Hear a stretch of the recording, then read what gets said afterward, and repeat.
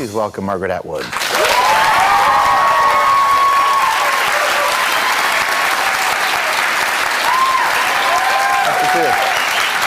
How are you? Pretty good. Good? You just flew in from Hong Kong. How were your travels? My travels were very, very interesting. Were they? Yes. What did you learn? Well, that's a long story, but one of the funnest things I did was I got a tour of a video games lab called Play Lab. Awesome. It was, I saw them making those running dinosaurs right before my very eyes. And I got to put on a headset for a new thing they're developing called Mind Dolls. And you get a little, it creates a little thing that's supposed to be you on the screen. You can make it jump up and down or relax and smile by how you think. And then you can get it to do a tug of war, mild, medium, and hard. I won mild. How did you do in medium, Margaret? I didn't. Well, my story is the batteries were down on the headset. Right. And who's going to question you? You're Margaret Atwood. They're going to be like, they must be down, right? Well, they told me the batteries were down. Wow. Well, you think of where they started with Pong and how they ended up with Wii, that in 5 years that will be incredible. What they're doing is quite astonishing, but they're interested in doing meaningful games. So this particular one is supposed to help kids with attention deficit disorder concentrate better. So we're all going to have to go into debt to buy those, aren't we? Well, how did you come to the book? Is it debt is the new fat? Is that? How did I come to it? Well, I came to it a little while ago because you have to plan these Massey Lectures a little far in advance, but partly from watching the ads on the subway, which I took to get within shooting distance of here. And I started seeing a lot of debt ads instead of the ads I saw as a child, which were about female undergarments. We don't seem to... There used to be a lot of girdle ads, didn't they? A lot of girdle ads. Yeah. They went away. Now we have some lingerie ads, but a lot of debt ads. So I thought if there are so many ads saying we'll help you get out of debt, there must be a lot of debt. So part of my interest came from that. I saw one today. It was a bunch of shopping bags, you've probably seen it, with somebody holding them, and it says, oops, I did it again. As if, like, I had a second cup of coffee or something. But it's more serious than that. Well, it has, I mean, it's not even new, but the idea of a lack of personal accountability, we do live in the culture of... We did. Yeah. Well, I guess maybe it's changed. coming home to roost now, You've right? just seen a big sea change take place in our attitudes, in the economy, and in our whole view of our happy-go-lucky past 10 years. And we've also seen a new emphasis on getting the rules fair again, on holding people to account, especially people who got us into this by selling toxic debt and untraceable debts. And I think everything has just changed quite a lot, and it'll be a while before it changes back. Certainly there's an assumption of real hopefulness if we think that they will make it better this time.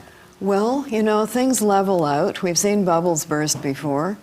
Things level out, you find the ground, and then people rebuild. But this time, let's hope they rebuild in a way that's fairer, because one of the things that went wrong this time, and it's what I talk about in my book, which is about balance and fairness as the essentials if you're going to have any debt credit situation at all.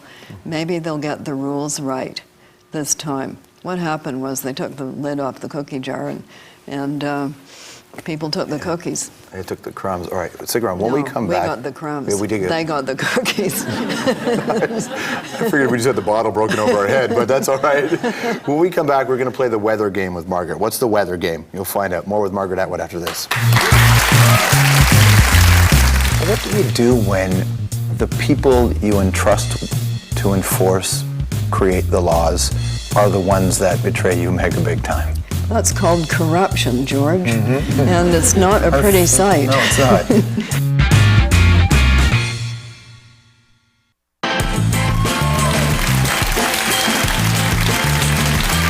Margaret Atwood back here on the hour. Margaret, lovely weather we're having. We'll pay for it later. Right. That's the Canadian identity. That's the Canadian weather exchange. Yes, that's what we say. I wonder how that affects because this economy collapsing is obviously a global issue.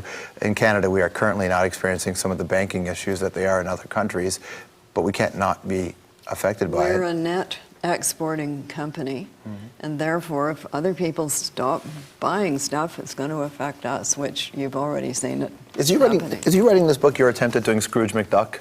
Scrooge McDuck.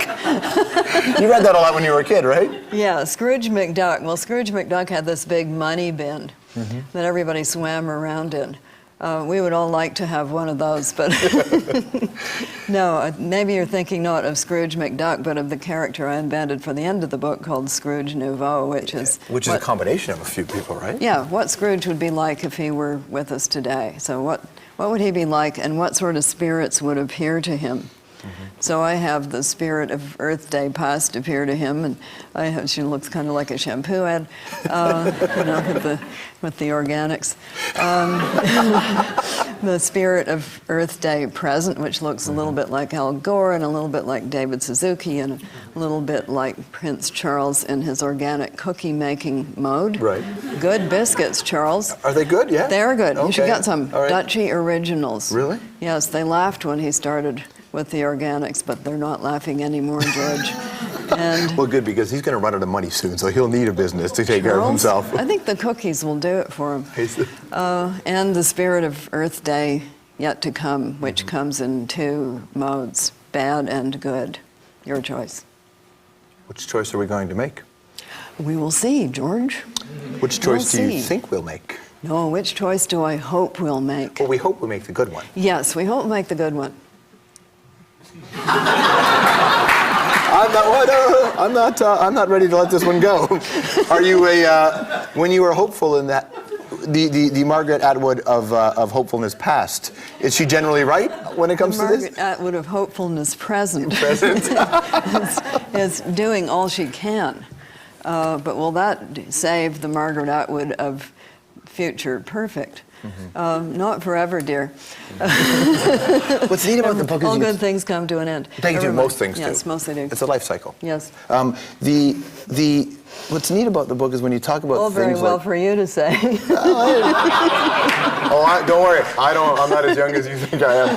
It's coming, lady. The idea that almost comes from kind of a sweet place, right? Because fairness. We believe in fairness. Yes, we would never lend anybody anything if we didn't believe that that person would pay us back. So lending is based on trust. And if that trust isn't there, enforced, of course, by rules and laws, we need to have those, or some people will betray that trust mega big time. But we do believe that there's a reciprocal activity going on. And a debtor and a creditor are always joined at the hip. They're two halves of the same thing. When the debt is paid off, that relationship goes away. But as long as it's there, they are connected. Well, what do you do when the people you entrust to enforce, create the laws, are the ones that betray you mega big time? That's called corruption, George. And it's not a pretty sight. No, it's not. Yes, what do you do? Well, I think you get an earthquake such as the one that we are having, in which the walls come down, the roofs come off, and there's Bernie Madoff. Right.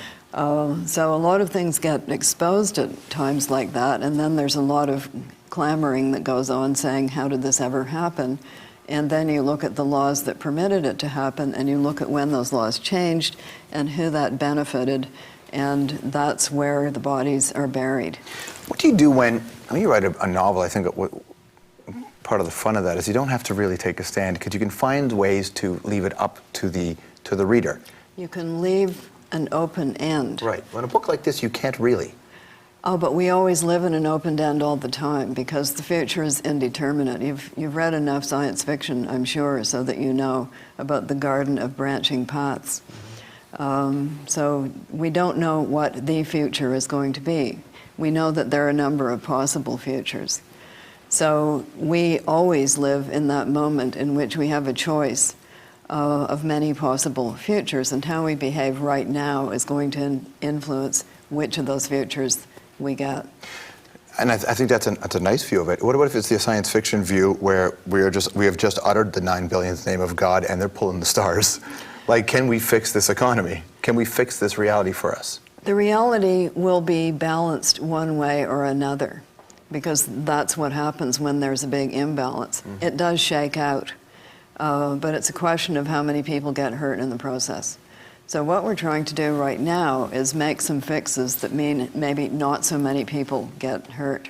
Or just to use a very physical metaphor, when tectonic plates, when the pressure builds up, either that pressure gets eased little by little or there's an earthquake. So what we're trying to avoid is a really huge earthquake. Did we get you on the show because we threatened to kill a cat for Stephen Harper? Is that how we got you on the show? Yes. Yeah. The book is called Payback, A Debt and the Shadow Side of Wealth. It's in paper book now. It's great to see you. Not because I wanted that cat to be killed. No, of course not. Of course not. Nice to see you. Margaret Atwood, everyone.